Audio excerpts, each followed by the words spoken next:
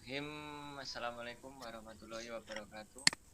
Waalaikumsalam Salam warahmatullahi warahmatullahi wabarakatuh. wabarakatuh. Selamat pagi anak-anak. Sebelum kita mulai pembelajaran di pagi hari ini, silahkan berdoa terlebih dahulu dipimpin oleh ketua kelas pada Mas Ishak. Silahkan dipimpin berdoa. Anteng rek.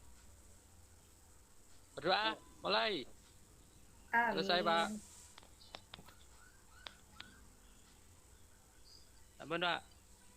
Baik anak-anak, sebelum kita memulai pembelajaran hari ini, melanjutkan dari materi kemarin yaitu mengenai Asmaul Husna, berikutnya adalah menghadirkan sholat dan zikir di dalam kehidupan. Makna dari sholat itu adalah tujuan dari pembelajaran sholat dan zikir yaitu adalah melalui siswa dapat menjelaskan makna perintah sholat dan zikir, mampu menunjukkan dalil-dalil mengenai perintah sholat dan mampu memahami hikmah melaksanakan sholat dan juga zikir, dan mampu menunaikan ibadah dengan istiqomah dalam kehidupan sehari-hari. Kemudian ada juga kriteria ketercapaian tujuan pembelajaran, yaitu melalui pembelajaran inquiry, melalui teknik pembelajaran everyone is teacher, dan membuat produk dengan membuat quote melalui tentang sholat dan juga zikir.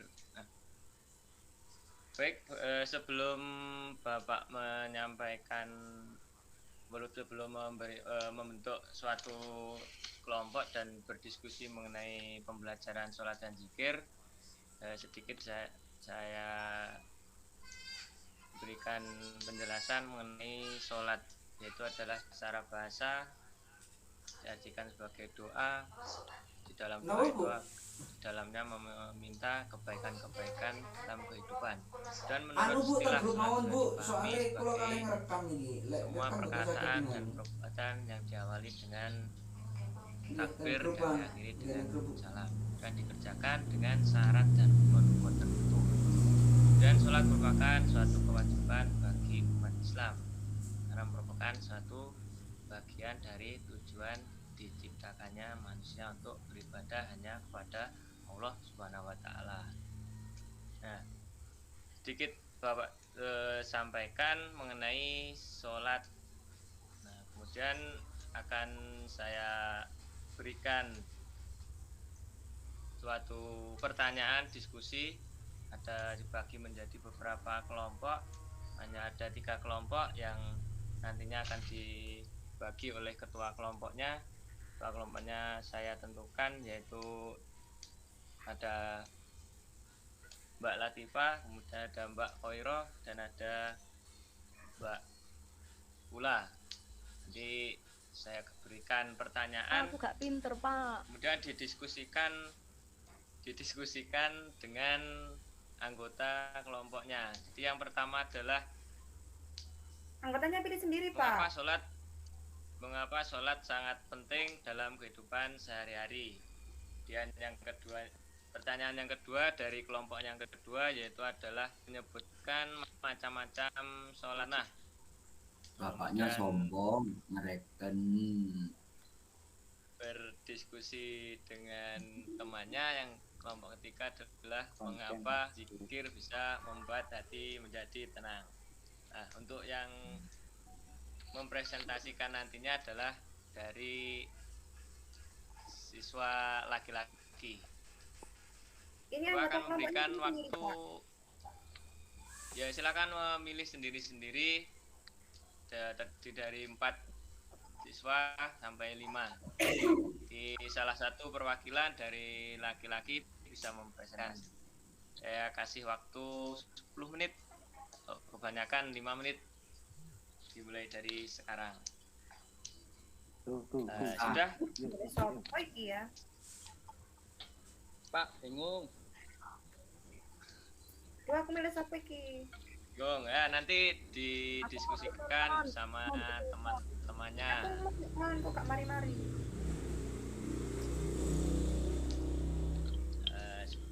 Sudah dari kelompoknya yang pertama bisa dijelaskan dari kelompoknya Mbak siapa tadi Latifah bisa menunjuk salah satu siswa laki-laki untuk memberikan penjelasan mengenai mengapa sholat sangat penting dalam kehidupan sehari-hari.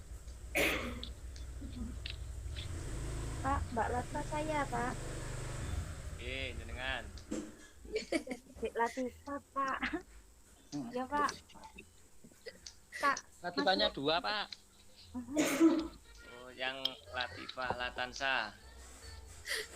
Kok pilih-pilih sih Pak? Pak Musa. semuanya muridnya, Pak. Kak Titi. Tunjuk ya, Pak. IP apa? IP, Pak, berarti, Pak. Ya, bagaimana?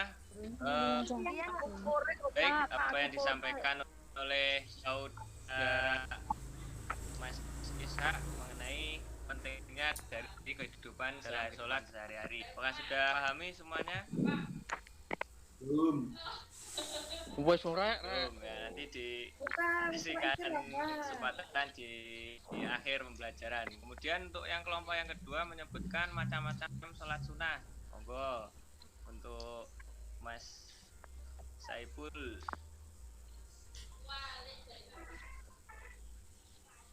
Diwakili oleh Mas Gofur. Ya Pak, sudah tidak paham. Alhamdulillah. Oke, baik sekali. Untuk kemudian dari kelompok 3 mengenai zikir menjadikan hati menjadi tenang, Pak Mas Budi dijelaskan jabaran mengenai zikir. Oh ya Pak. Ya, baik sekali. Ya. Oke, baik sekali Pak Masudi. Baik dari pemaparan beberapa rekan-rekan teman-teman kalian bahwasanya kalau sholat itu adalah suatu panggilan Allah sebagai seorang muslim. Kemudian menyebutkan beberapa macam sholat. Jadi sholat itu ada beberapa sholat sunnah, ada sholat duha, sholat taubat, sholat witir, dan lain sebagainya. Kemudian dalam berzikir itu juga ada beberapa bacaan zikir, baik dari beberapa perintah untuk beribadah, yaitu ada di dalam Quran surat Al-Ankabut ayat 45. Di situ diterangkan bahwasanya bacalah apa yang telah diwahyukan kepadamu, yaitu tentang kitab Al-Quran, dan dirikanlah sholat. Maka sesungguhnya dari menegakkan perbuatan yang tercela, dan sesungguhnya mengingat Allah adalah lebih besar utamanya daripada ibadah-ibadah yang lainnya, dan Allah mengetahui apa yang dikerjakannya. Kemudian ada beberapa sholat, lanjut. Sholat berdasarkan hukum dan pelaksanaannya. Jadi dalam sholat itu ada beberapa penjelasan. Ada sholat fardu ain, dan fardu kifayah. Sunnah adalah sholat sunnah muakkad dan sunnah ghairu muakkad. Jadi kalau sunnah fardu ain itu sifatnya adalah dikerjakan oleh seluruh umat Islam dan tidak boleh untuk ditinggalkan. Fardu ain itu adalah sholat wajib dikerjakan oleh umat Islam dengan yang mu'alaf dan telah dianggap cukup atau sah dengan beberapa kriteria yang telah ditentukan. Kemudian sunnah muakkad dan sunnah ghairu muakkad. Jadi di dalam sholat biasanya kita kan kalau melihat orang sholat berarti ada di dalam masjid, ada di dalam ruangan khusus untuk beribadah. Tapi ada juga di luaran sana yang tidak memiliki tempat beribadah atau sedang bepergian, kemudian sedang menjalankan aktivitas yang lainnya, itu bisa dilaksanakan di tempat yang mereka tempati. Berikutnya pengertian dari zikir. Zikir. Nah, zikir itu adalah berarti mengingat, kemudian menurut istilah zikir mengingat Allah sebagai upaya untuk mendekatkan diri kepada Allah. Dalam firman Allah yang artinya, wahai orang-orang yang beriman, ingatlah kepada Allah dengan mengingat namanya sebanyak-banyaknya. Itu adalah dari surat Al-Ahzab ayat 41. Kemudian ada macam-macam dari zikir. Zikir dengan hati, ucapan, dan zikir dengan yang namanya perbuatan. Jadi macam-macam zikir ada 3, diucapkan dengan hati, kemudian dimasukkan dengan izin ke UKS. oh ya silakan.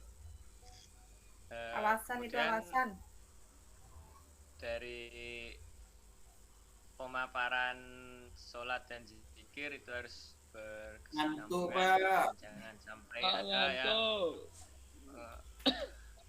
ya sebentar lagi waktunya pulang. Pak, tepuk-tepuk Pak. Oke, dari pembelajaran sholat dan zikir itu semuanya harus dilakukan berkesinambungan, yaitu artinya adalah dilakukan dengan penuh kekhusyuan dan penuh dengan sungguh-sungguh sesuai dengan syariat-syariat agama Islam.